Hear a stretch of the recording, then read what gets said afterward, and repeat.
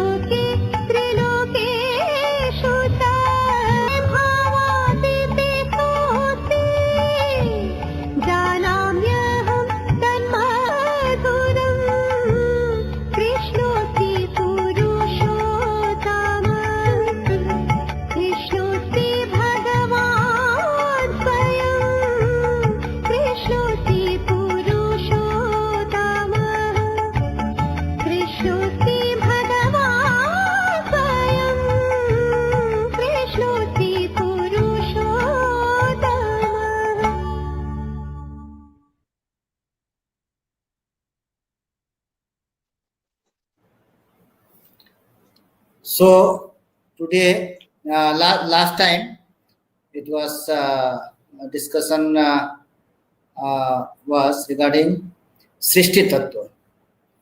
So Dada is with us, Acharya Rudranand Aduji, senior most monk of Ananda. So I request respected Dadaji to continue with the last topic.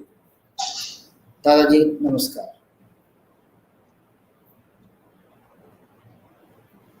Namaskar, everybody. With Sastang Pranam to Baba, I like to continue the discussion.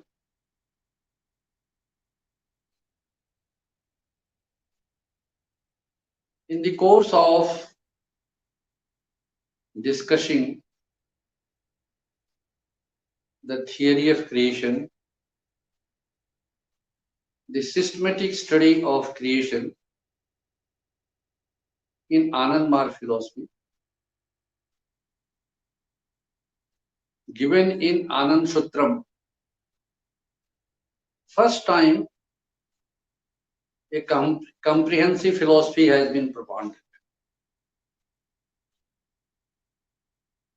So there are many mysteries solved, problems of philosophy tackled, that kept pending for ages together. So in this vastness of creation, human life is an unique blessing. But this placement is not sudden.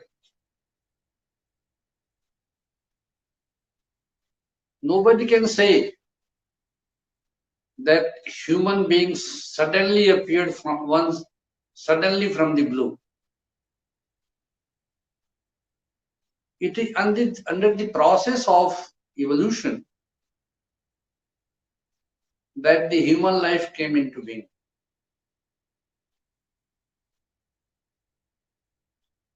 Before this planet, before this life, human life, first time the plant life appeared.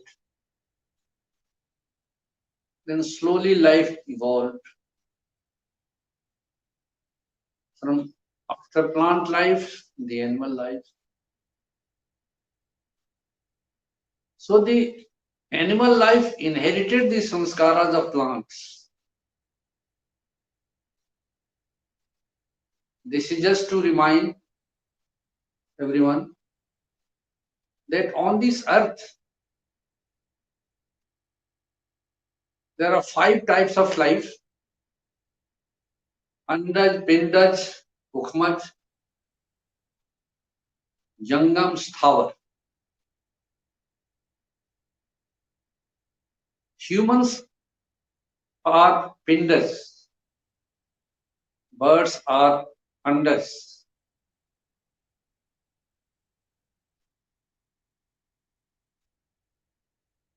Plants are Sthavar.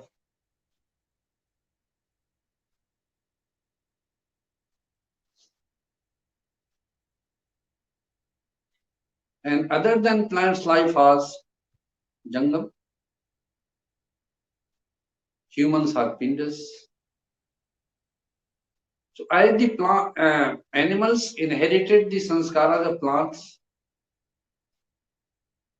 similarly humans also inherited the sanskaras of animals, maybe plants also.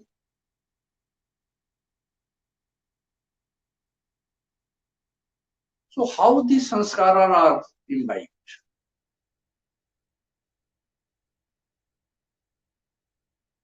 Because this is reminded time and again in the philosophy, all the scriptures, that human life, human beings carry the bundle of sanskaras. And we do not know what are the types of sanskaras, how many sanskaras we carry. And unless these sanskaras are exhausted, human beings are subjected to the life of life and death.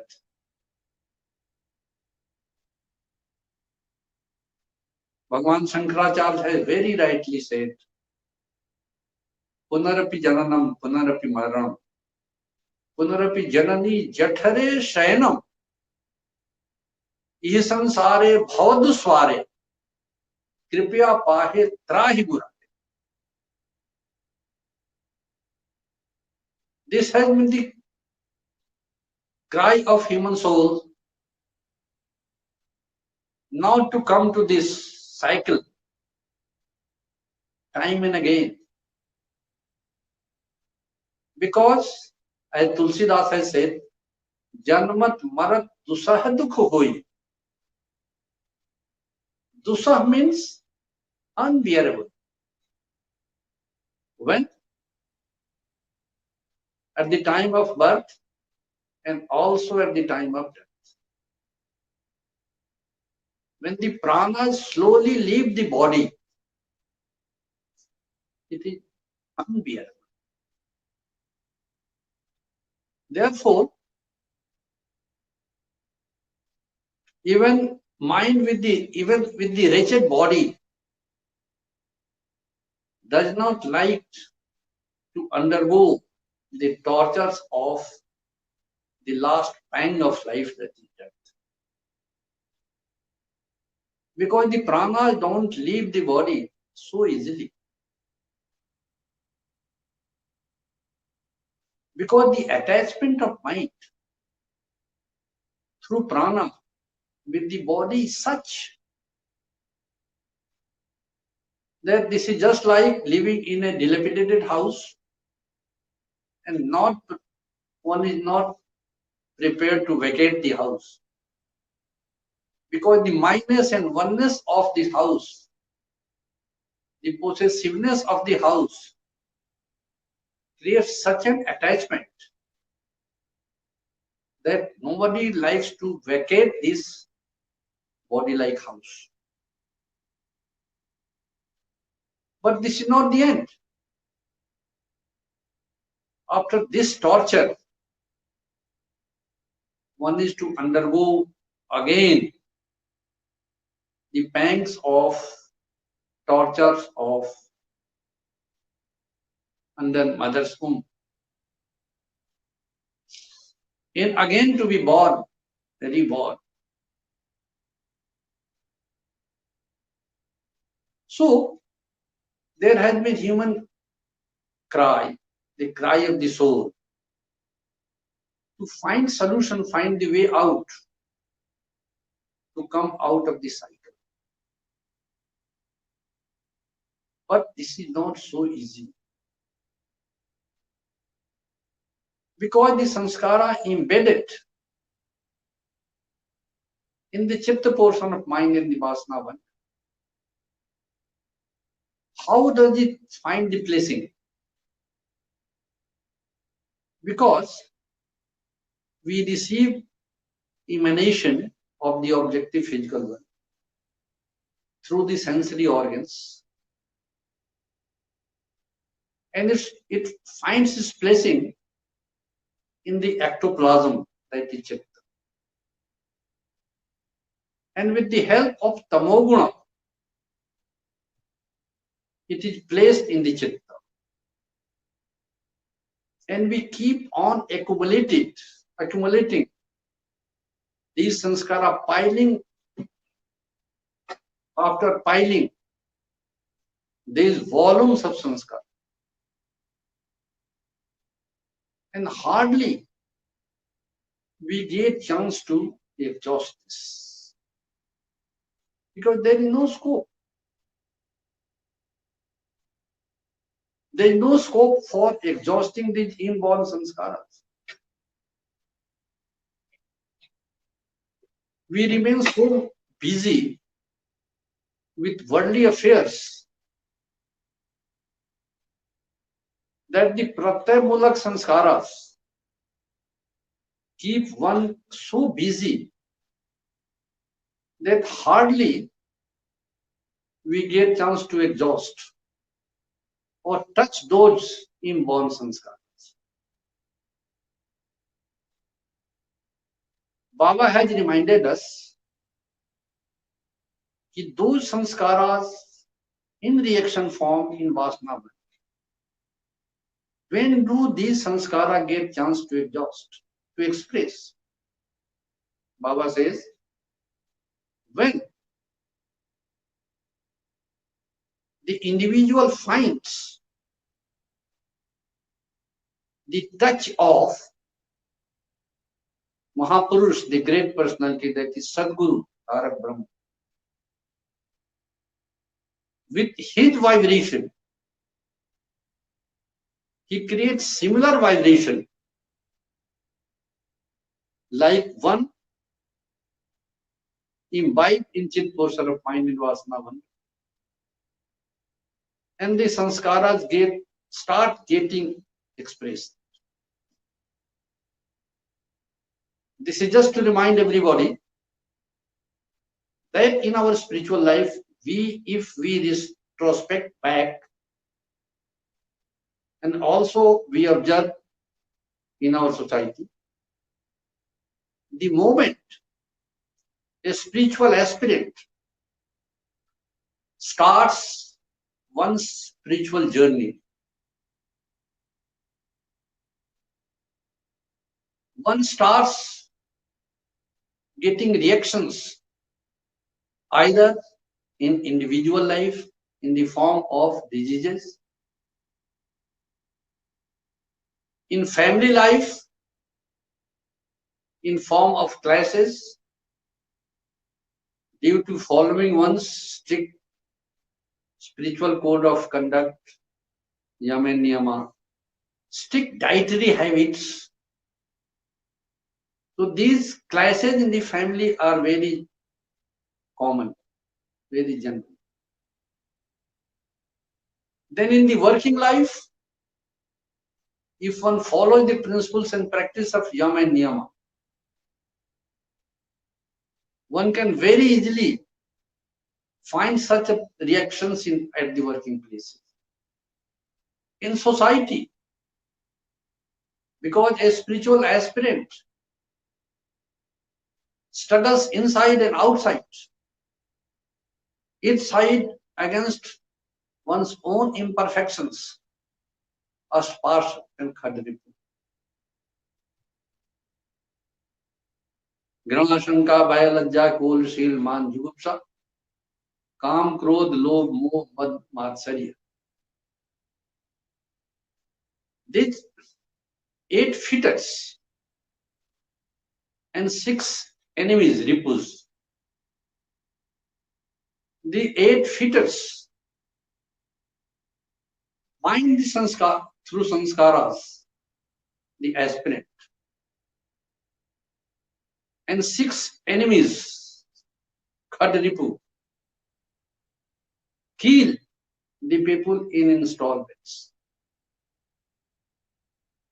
So the sadhana is the fight against this first, past and khadripu. If there is no fight, there is no sangharsh, there is no struggle. But Tantra sadhana is the sadhana of struggle against these stumbling blocks coming on the way to spiritual progress. And the weapon is yam and niyam. So sadhana starts at the level of yam and niyam. Side by side, there is internal struggle, because by the touch of Sadguru, the accumulated sanskaras have started exhausting. And in the formation of sanskara, it is tamogun dominated. Behind tamogun, there is rajogun, and behind rajogun, there is satogun. But the express sanskara is domination of tamogun.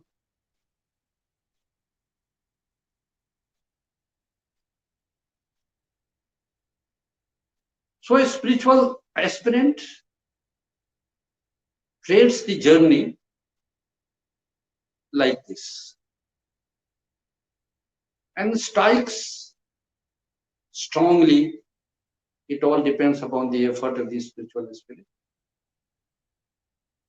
at the root of the sanskaras, because the sanskara, unless they become dug the beach, But before coming to the beach, a sanskara, while following the path of eightfold Ashtanga Yoga, through practice of dharana and pranayama, slowly gets control over the sensory and motor.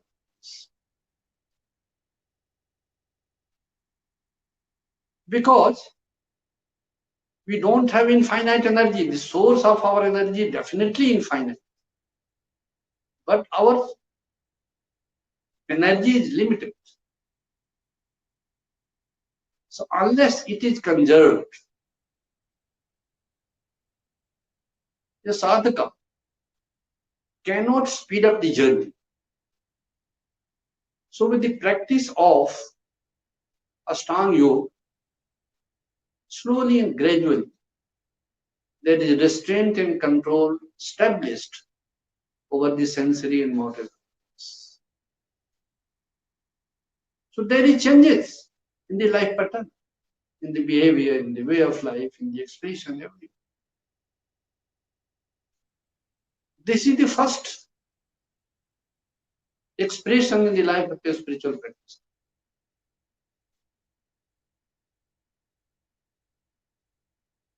So, one might have marked, in absence of a systematic practice of sadhana, if one says, I chant Ishta mantra, I take Guru mantra, this is enough for me. Though this is enough, but the result is not in our hand. This is not the direction of the guide. The direction of the guide is to follow all the eightfold paths of sadhana. Because this is interconnected. We have a body, we have mind, in between body and mind there is prana. So we are taught to establish systematic control over all the aspects of life. Because our body is composed of physical factors, and this is not under our control. So, unless these factors remain in proportionate quantity, the body cannot behave properly and be at par with the speed of mind. So the body mind move in different direction, prana in different direction, mind in different directions. To establish harmony in life, spiritual life, this eightfold path is given, Ashtanga Yoga path. So in first stage, a sadhak, if one is strict and regular in sadhana, definitely one had to undergo struggle.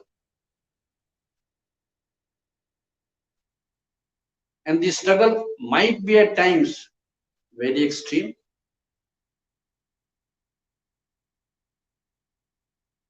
Once it so happened, this was sadhana year 1969. In whole year, Baba went on giving some sort of spiritual demonstration to enable us to understand the reality of spiritual life and also the importance of Guru. So one day during daytime, Baba was in Jagrati. We were all in his room, Ranchi Jagrati Baba's room. I was sitting closest to Baba's cot, and I had extreme stomach pain. Baba turned towards me and said, "Do you have pain?" Suddenly the idea appeared in my mind. The all-knowing entity is asking me whether I have pain. Does he not know it? I said, no, Baba. And the pain was aggravating. It was slowly becoming unbearable. Again, Baba asked me, oh, are you really suffering from pain? Again, I replied in the same manner, no. Third time, without asking, when the pain became very unbearable, Baba just touched my stomach. I felt so relaxed, as if a big ice cube was kept in my stomach and becomes suddenly cool. No name of pain. So that gave me temporary relief. Because Sadguru helps to exhaust the sanskara and make it faster and does not take away altogether.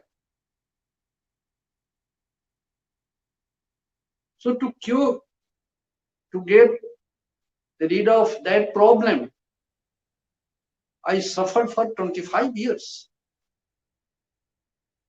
And I got cured at such a place when one could very easily with naked eye watch the amoeba floating at the water.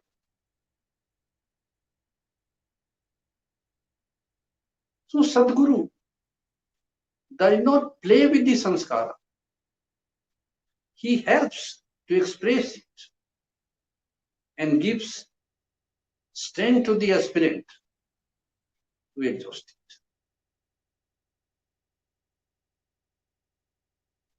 So he encourages, he inspires,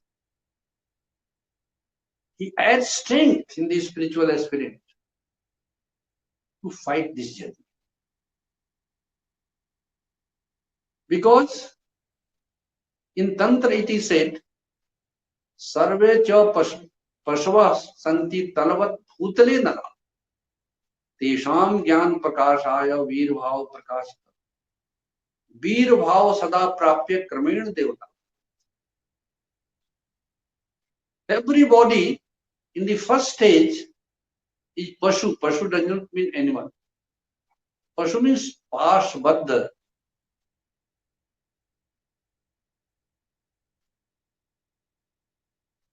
Jiva is Pashbadha, and one becomes Pashmukta, one becomes Shiva. This is the difference between Jiva and Shiva. On these science, on this very science, on this very psychology, the whole spiritual science is based. Aham Brahmasmi, Tattvamasi, I am Atma Brahma. The Mahavakya of Upanishads. This is the spirit. So with the practice of dharana and pranayama, when a sadhak establishes control over the sensory and motor organs, in spiritual life this is called sama. One has relatively established control over the sensory and motor organs. Because if one wants to be Indrajit, one has to be Indriyajit.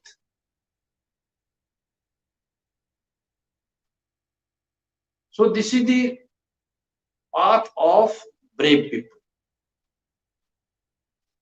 So the first stage of life is of Pashu. One is dominated by the animal instincts.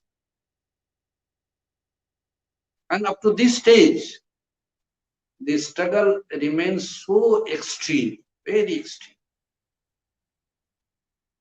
Sometimes physical problems, sometimes family problems, sometimes social problems, sometimes maybe at times organizational problems. Because organization is made of human beings. Not all perfect, they are all following the path of perfection. So therefore, Guru has designed different code of conducts, different rules and regulations to keep these animal instincts under control.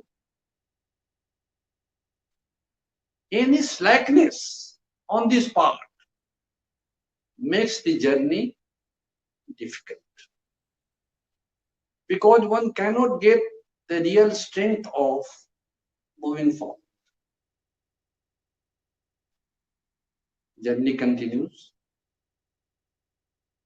With years of practice, intense practice, sincere practice, the spiritual aspirant reaches the second stage of. In the first stage, one gets not only sama, also dhamma. Dhamma means develops the power of administration supervision and can do well in society, in the organization, everywhere. Because along with this, the life of the spiritual aspirant is the life of yam and niyama. So the third stage is, third factor that helps the titiksha. It is tapa. When one becomes prepared fully to even suffer the tortures of life to get the end of life, to achieve the object of life. Because we are reminded several times that there are three types of people. Adam, who are scared of starting even the journey. They are Adam type. There are people who take sadhana, but they cannot continue when the struggle starts. Once I personally lodged complaint to Baba because I got a few people, very good people, in my opinion, initiated into sadhana. After doing the sadhana for some time, they stopped sadhana. I took it very bad and lodged complaint to Baba. Baba, this is so bad that people with great difficulty, we inspire them to take sadhana. They start doing sadhana. They start feeling the changes also in their life. But why do they leave?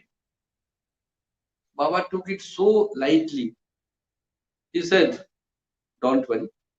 Where can they go? Once the mantra is given to them, it has touched their ectoplasm. And they have to someday again come to the shelter of Guru. Then I asked Baba, then when Baba? Then Baba smiled. By the time they understand this, they will miss the physical body of Guru. Baba just smiled. So this is real life. That we got the sense that we have human life, and this human life is to achieve the highest object of life. So the highest thing to start in this life is first to find the goal of life, and then the starting point. Starting point and the calendar. If these two are fixed, then we have begun the journey. So with titiksha only, with tapa only, we can pursue the journey. Whatever the stumbling block comes on the way, we never mind. because the Guru is there to give us strength to strike and remove those blocks obstructing our ways. We all have such experience in our life. And out of this, following these three principles, the last one is Uprati.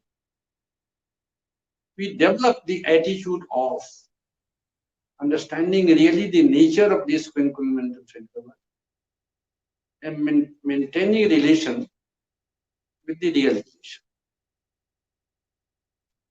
With this practice, the sadhak attains the second stage of spiritual life, when one can very easily understand difference between body and mind.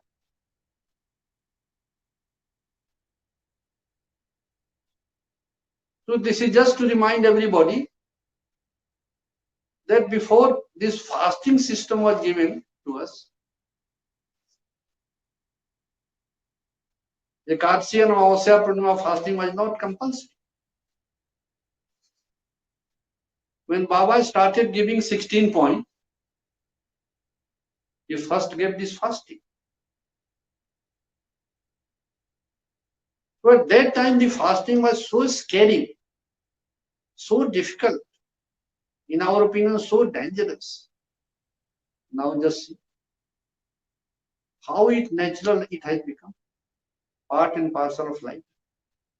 Without fasting, one feels that we have lost something. And we could not get ourselves cleansed from inside. And we are carrying some dirt inside. So like this, with years of practice, slowly we can identify, or we identify ourselves between body and mind, difference between body. So the body and the bodily problems no longer hurts mind so much as it used to hurt before. Slowly the spiritual aspirant gets established and controlled over our mind so that we feel different from the body. This is the second stage of sadhana. In third stage,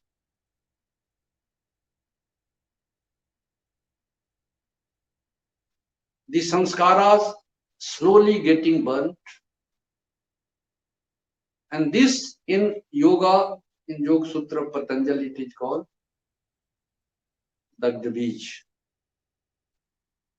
The sanskaras are slowly burned, like one is attending a musical concert of Shastriya Sangeet, Best Prabhat Sangeet, and suddenly appears in my mind, one's mind, sorry, I could also sing like this. So this generates immediately one more sanskara. So this touches the sanskara in already present in the Vasana one, that we have multiple sanskaras in my mind. To be this, to be this, to be that, like this. But in the second stage, when it comes to the third stage, from second to third, one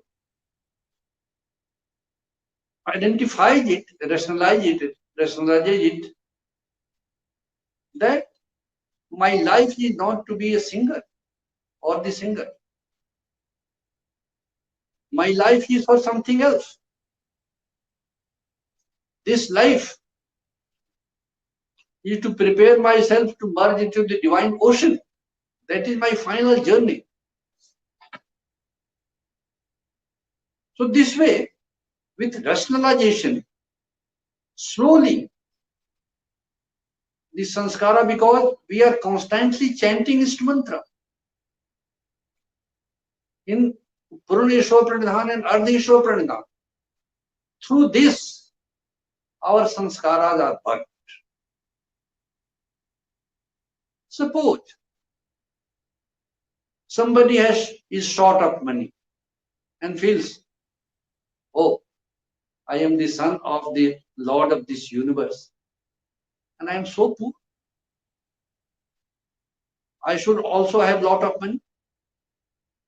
But suddenly, the rational mind reminds from inside the conscience, because with sadhana the conscience also develops. Oh, am I doing sadhana to be rich? No, I am preparing myself to merge into the divine ocean. Like this, slowly and gradually, the spiritual aspirant develops oneself intellectually, spiritually. When conscience develops to such an extent that one is able to rationalize what is right, what is wrong. This is called Nitya Nitya Vivek. Then at that stage one becomes fit to live in this world and serve the mission, the true sense of the term, not to be entangled anywhere. So in this third stage, which in spiritual life it is called Purushkshati. The sadhak then feels that this life, I am carrying the burden of sanskara, even the dagdhavi sanskara, that pot I am carrying. Is it not my fault? Why should I carry that vasana bhand even? Though the sanskaras are burnt, it cannot sprout. I may not have rebirth, but I could not meet the final journey. Therefore, at this stage, the spiritual aspirant, with the help of Sadguru, prepares oneself for the final jump. That is, to offer that whole vasana band to the lotus feet of Sadguru, that is God. So this way, by preparing oneself slowly and gradually, the spiritual aspirant gets fulfillment in one's life if one continues the journey systematically. So then sadhak slowly from animal to veer stage and ultimately to divine. So sarve cha pashva santi talvat bhutale nara tesham gyan prakashita veer bhav prakashita. In second stage, the spiritual aspirant becomes Veera, the fighter, Yodha. And third stage, Kramena Devata Bhavet, slowly and gradually, one becomes divine, prepares oneself for the final journey. And that Vasana Bhand is prepared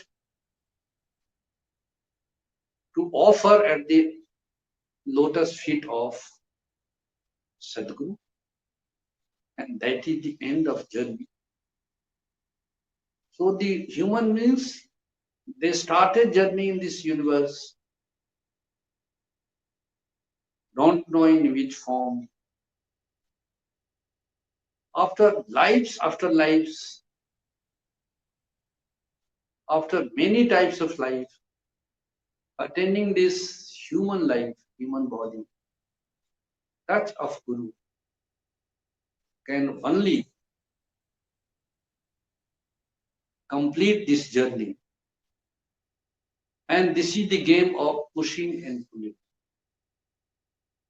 Sadhaka, by their own effort, sadhak and sadhika, by their own effort, can keep pushing and pushing and pushing forward. But a stage comes in spiritual life when there remains no energy to push any more further. Then the cosmic father attracts and accepts that soul and places in his life. So this is the game of pushing and pulling. But he definitely would be watching whether there is sufficient effort of pushing. If he feels there is definitely sincere effort and actually there is no energy left for pushing, then he pulls. This is called grace. So the final journey, spiritual journey, is completed by grace only. And this in Ananda philosophy is called devotion. Devotion is not any sort of external expression and showing up anything externally. This is the state of mind when there remains nothing to be offered, everything is offered. There is no gap left between the Jiva and Shiva.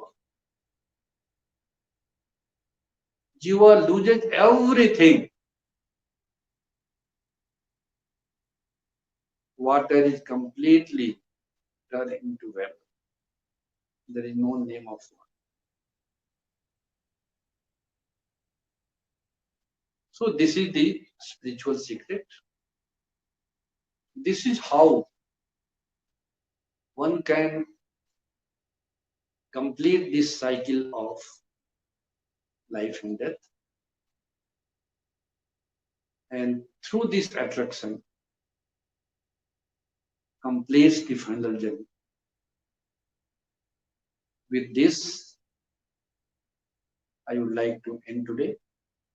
Thank you very much for patient hearing. Namaskar, everybody.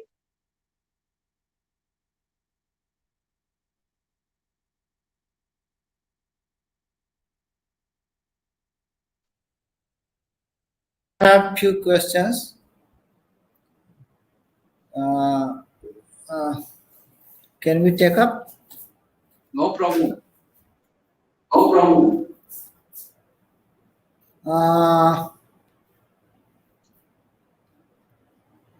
Dagda Bij is based on Patanjali Yog, Gautam Pradhan.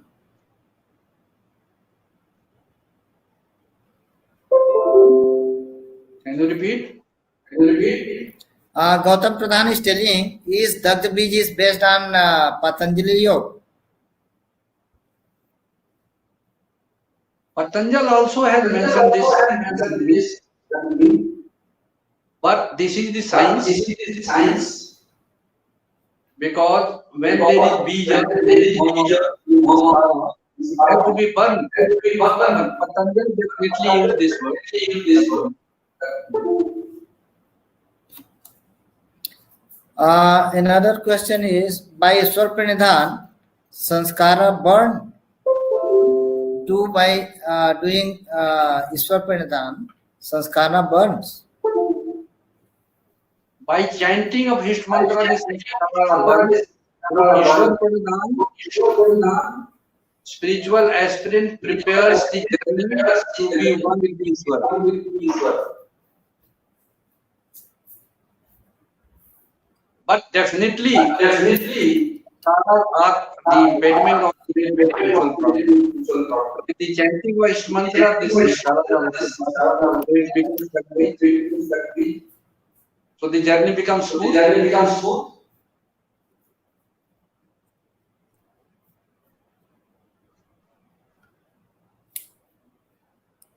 Another question is Bimal Kishore is asking what is the role of kirtan in removing sanskara or reactive moment?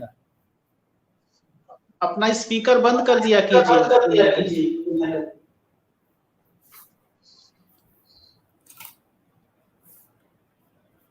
Kirtan is a process, Kirtan is a stage to cross this Kalatmak Sansar.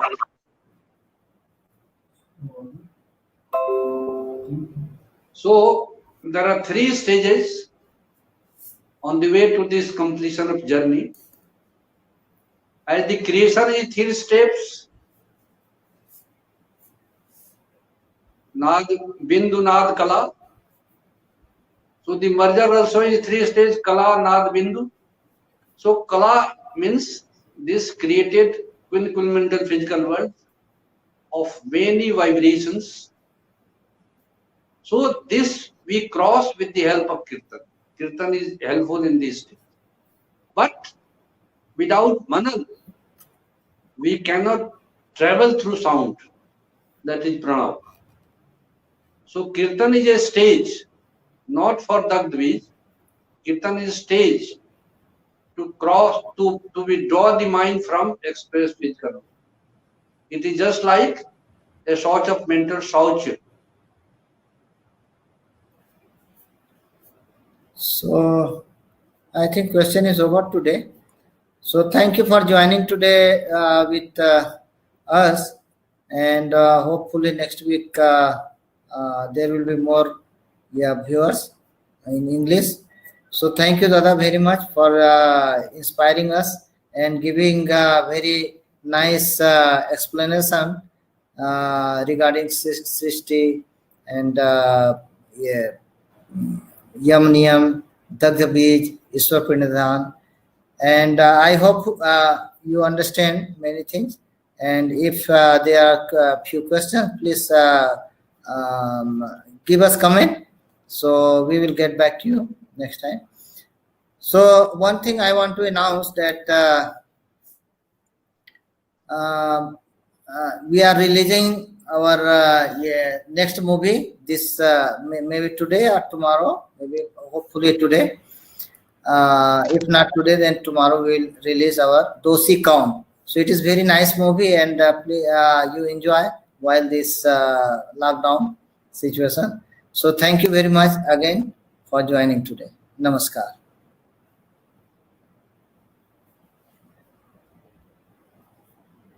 Thank you, Dadaji.